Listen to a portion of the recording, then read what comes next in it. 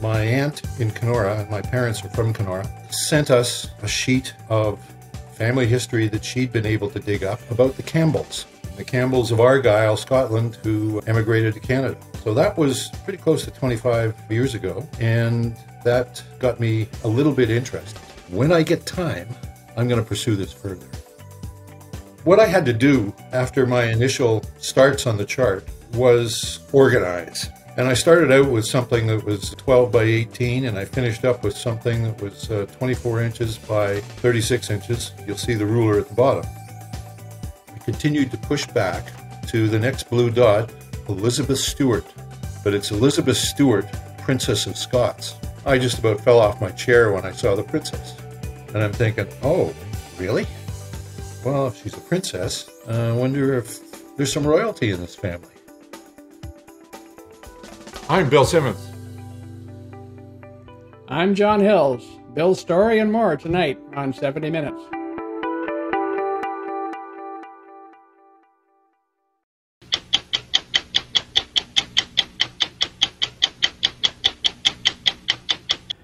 In the course of one's life, nearly everyone wonders about their ancestry. Questions arise, sometimes in quiet moments of contemplation, sometimes in conversation. Where do I come from? Who did I come from? Are there any juicy stories in my family? For many, these and related questions never get answered. Others, certainly many retired seniors, passionately take up genealogical research as their chosen hobby. What is surely true is that while most of us would like to have the questions of our ancestry answered, few of us ever get around to seeking those answers. That is, unless something prompts us to start climbing up into our family trees. And so it was with Bill Simmons.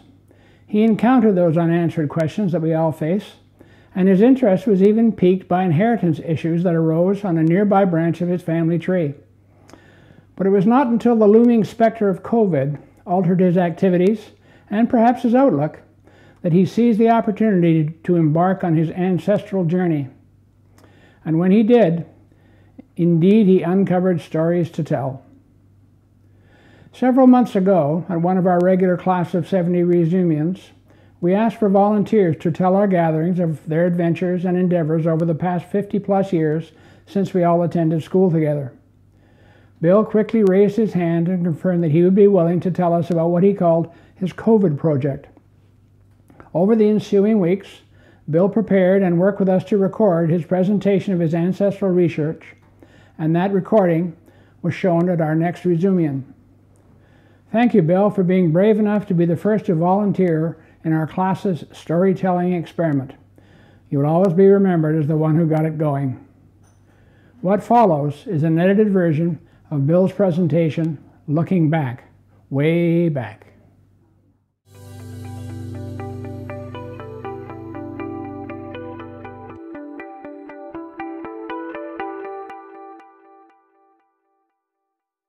"1995, my grandmother's baby sister, Pearl Dilly, she passed away, and a lawyer in Brandon, Manitoba, started searching for relatives because there was some inheritance. At the same time, my aunt in Kenora, and my parents are from Kenora, sent us a sheet of family history that she'd been able to dig up about the Campbells, and the Campbells of Argyll, Scotland, who emigrated to Canada. So that was pretty close to 25 years ago, and that got me a little bit interested. Actually, just before COVID time, John, we had gone on a cruise around the British Isles in June of 2019, and I went back to the Campbell stuff that my aunt sent us, just in case there was an opportunity to see where they lived or etc.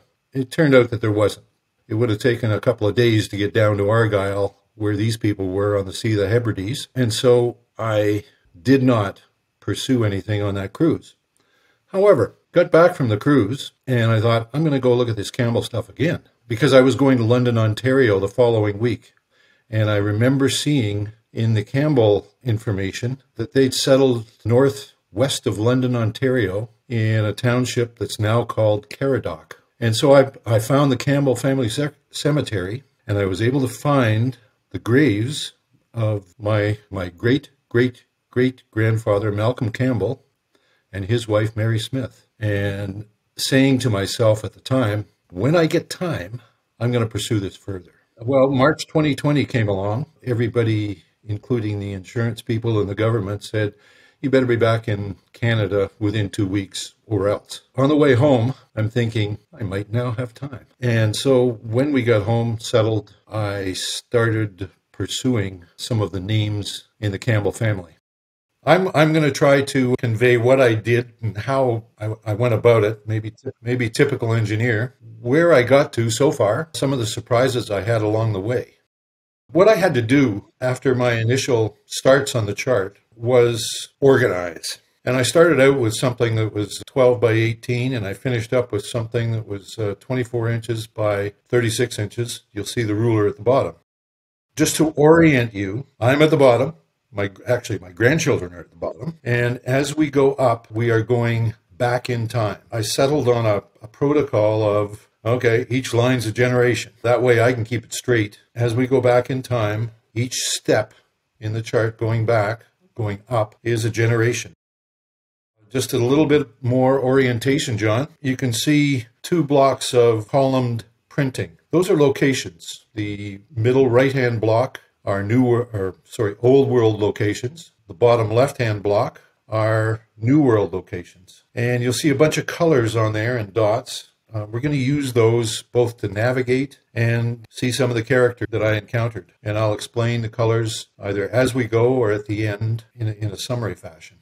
My family didn't know an awful lot about our ancestry. Quizzing my parents, probably in my 40s and 50s, they wouldn't tell me much beyond their grandparents. I started with some of the information that I got from my aunt. Slide Bravo 1. This is some of the starting information. And it says Simmons family history. But if you look at the top bit, you'll see my great-great-great-great-grandparents, Donald G. Campbell and Isabella McClellan. They were both born in Scotland. Donald died in 1819, and Isabella brought the rest of the family, a whole shooting match, to Canada. In their children born in Scotland, you'll see a blue dot beside a gentleman named Malcolm. And Malcolm Campbell, born in the old country. And you'll see blue dots for Malcolm and Mary Smith just a little further down. They were the great-great-great-grandparents whose graves I saw northwest of London. Go down a little further, you'll see a lady named Isabella. Isabella was born just after they arrived in the New World. She was born in Caradoc. She is a key player in this family tree. If we go to slide 2, John, we'll see Isabella, a young woman, married a gentleman named Robert Palmetier Simmons. And that's where the Simmons name comes into the family. Isabella died on January 9th, 1889, and Robert passed away at her funeral 2 days later. They had several children. Down below, you'll see a blue dot on Benjamin. Now, Benjamin is a bit of a family rogue. He was hung in 1885 for the murder of his lady friend, Marianne Stokes. I have a son named Benjamin. We didn't know about this when we named him Ben, but some of the Middlesex Assizes that I read about his trial were a little bit interesting. Down a little further, you'll see an Archibald Erastus Simmons. That's my great-grandfather. And then further down, 2 blue dots on the left-hand side, and that's my grandparents, Archie and Eva. And it's Eva's baby sister, passed away without a will, and therefore the people to inherit needed to be found. Starting with my grandparents and then going up to Robert and Isabella, we found out that they had a family. If we go to slide Bravo 3, we will come upon a lady named Minerva Simmons. Her maiden name was Reynolds, and she was the wife of Jonathan Simmons, and she and Jonathan had Robert. So this is going one more generation from Robert. Minerva was born in the 1700s. You'll see just above the first 2 blue dots in Minerva, her death is listed as after 1881.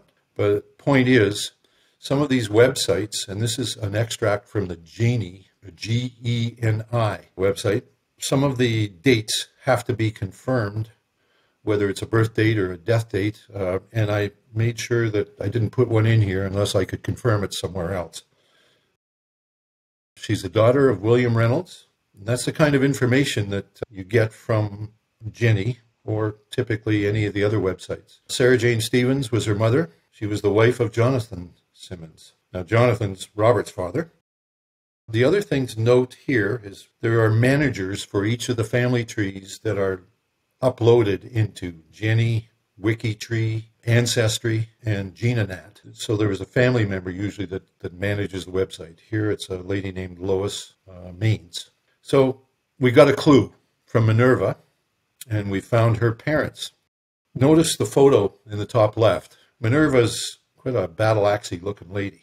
She anchors a large part of the family tree.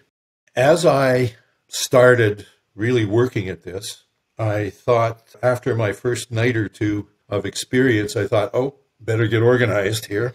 Now, Minerva's right down at the bottom right, and she has a blue dot beside her. And so I started going back in time to Minerva's parents, which are William Reynolds and Sarah Jane Stevens, and then going back a step at a time.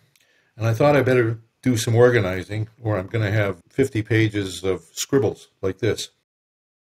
The blue dots go up from Minerva, and so we'll go back 4 or 5 generations up to a gentleman named Ebenezer Mudge. I was fascinated with the name. We'll see a little bit about Ebenezer from the Jenny website. And again, zoom in a little bit on the top. There's the standard stuff: date of birth, place of birth, date of death, place of death. You see his parents were in there. His parents are named Micah Mudge and Mary Mudge. He is the husband of Abigail Skinner. Again, right down at the bottom, you'll see it was managed by a gentleman named Richard Henry. And then right down at the bottom, there are people in his family. And what was of interest to me here was the sons, Jarvis, Ebenezer Jr., and Abraham.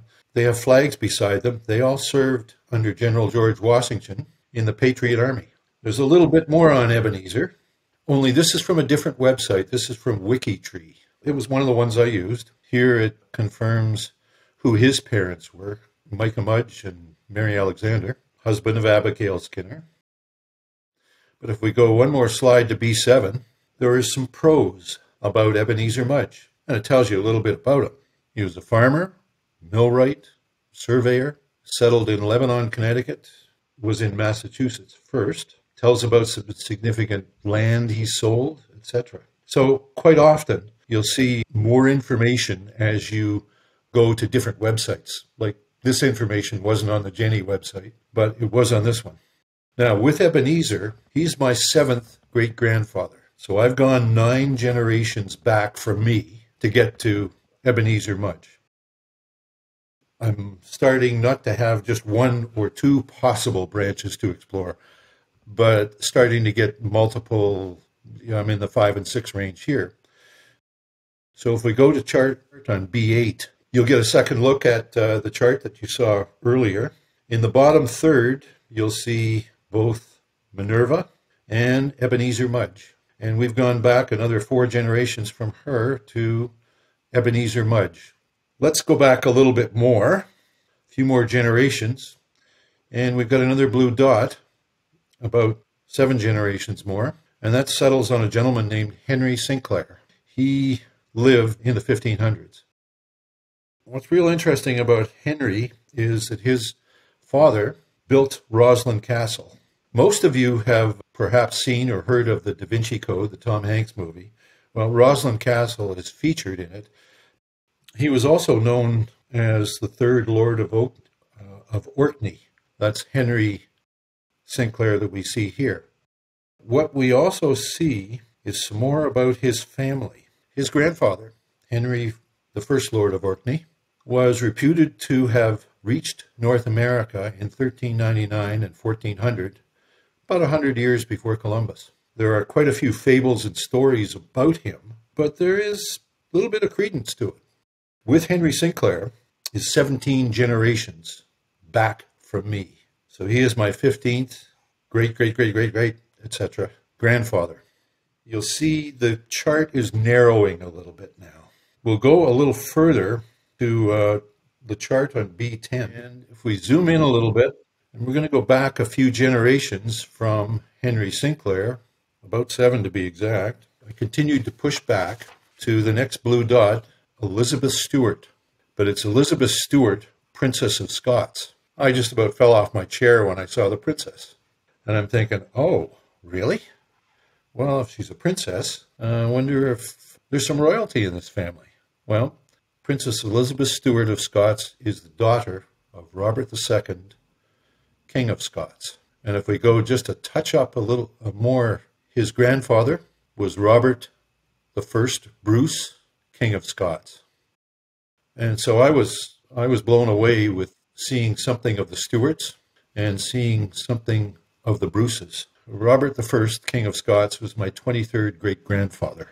And so we've gone 25 generations from me to get back here in roughly the 1200s. I want to keep pushing on because this is getting interestinger and interestinger. Robert I and Robert II, 7 or 8 generations to a lady named Felicia. Scroll up a little bit. Next, maroon dot up, is Felicia. She's another 7 or 8 generations above Robert I, King of Scots. And this is an extract from one of the other websites I used. I used 4. This is GeneNet, which is based in Paris. When it says Felicia, born about 1020, yeah, that's about right on. Her parents are pretty interesting people. Robert I of Normandy was called Robert the Magnificent. Her mother was a lady named Herleva Arlette, and she was a concubine of Robert's. Robert was called Robert the Magnificent. He was called Robert the Magnificent because after 30 years of suppressing people and being pretty nasty, he had a comeuppance, or had his comeuppance in the church. And about 1030, he decided to take a pilgrimage to the Holy Land. So he left in 1033, and unfortunately, he died in 1035 on the way. Below parents and spouses and children, you'll see siblings. She was the big sister to William I of England, or how we know him as William the Conqueror, or as they knew of him back then, Guillaume le Bâtard, because his mother was not a noblewoman. She was a concubine. So that's William I of England, or William the Conqueror. We can see exactly where they place in this. They're in the upper third. That is where Felicia, and I can truthfully say, because I put all the names on here, William the Conqueror is the only sibling or uncle or whatever that's on this chart. Felicia, as it turns out, is my 32nd great-grandmother, and we are back 34 generations from me. The third purple dot you see there is Robert the Magnificent. We're just about completed our journey up the chart. If we go a little further up, right to the top, we'll see where we go from Robert the Magnificent. There's 3 orange dots. The middle dot is the one that I zeroed in on, and that was William Longsword. And when I started pushing past him and looking at parents and then parents of them and parents of them, I got to a fellow named Charlemagne. Charlemagne is my 42nd great-grandfather, and he is 6 generations up from William Longsword. He was really one of the key players in Middle Europe in the 700s and 800s. He's the first Carolingian to be the Supreme Emperor, or the Holy Roman Emperor. Go to the next chart. We'll just get a little bit more exact of what those dotted lines are. So at the bottom, you'll see William Longsword, and you'll see going up 7 generations, William Longsword, Rolla Ragnvaldsen, the gangster. He was from Norway, but he lived in Orkney. Pepin, and then Pepin de Vermandois. Bernhard I, King of Italy. Pepin, King of Lombardy. And finally, we get to Charlemagne. Charlemagne did a lot of good things. He established libraries throughout Europe, and he established codes of laws in each of the main provinces that he governed. He also did some pretty nasty things. I don't know whether any of you have heard about the Battle of Verdun in 783. The Saxons are giving Charlemagne a problem, and so he took his army, put them down, and in a single day, he and his army executed 4,500 Saxons. That's like 1 every 21 seconds. It was a bloodbath. However, I said we had rogues. We had some heroes too. Finally, we'll get to the chart, and I'm just going to give you a little bit of overview stuff on the chart.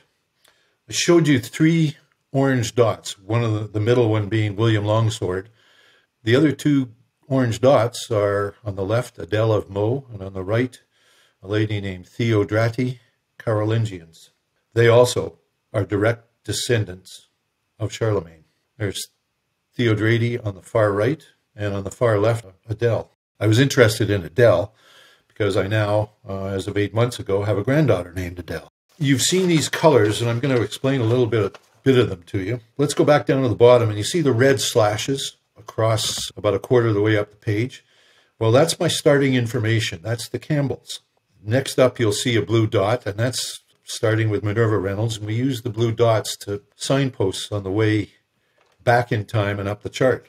You'll see a series of green dots. That is an era in time where each of the people with the green dot was born in the old world and died in the new world. So they emigrated from the British Isles to the New World. Most of these people settled in what is Connecticut and Massachusetts now. But all of the green dots are roughly in a time frame of 1610 to about 1650. And funnily enough, that's when the Quakers and the Pilgrims emigrated from the British Isles to the New World.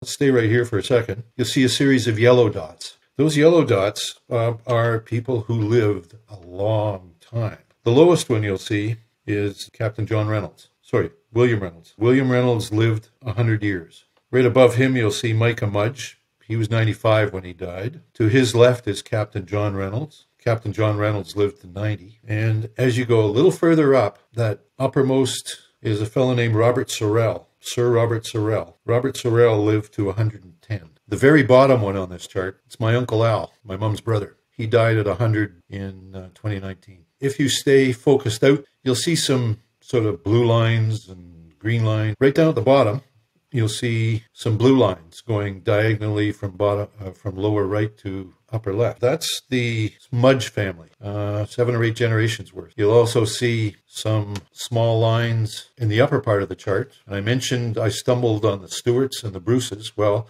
on the far right, you'll see some brown slashes, and that is the Stuart line. You'll see some blue slashes. That's the Bruce line. A little further over to the left, a couple of other families come into it. The Hay, where the green lines, or the green slashes. And finally, on the far left, the Douglases. And they all come together right in the middle at a lady named Alicia Hay. Alicia Hay married Sir William Hay of Lockerwort, and that is probably the choke point of the entire family tree. If there wasn't an Alicia Hay, I likely wouldn't be here.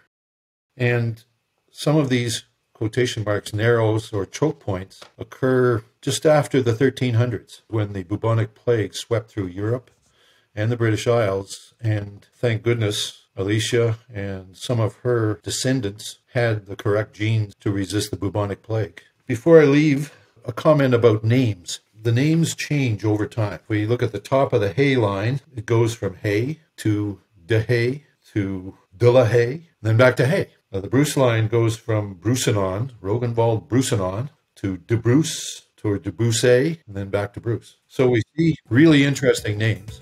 I will leave it at that because I suspect you've probably got a question or two about the veracity of this. I've been up and down the critical path, probably 2 times up and 2 times down, checking everything. So I've got a fair bit of confidence that what I'm passing on to my grandchildren has got some truth to it. That's all I'd intended to say.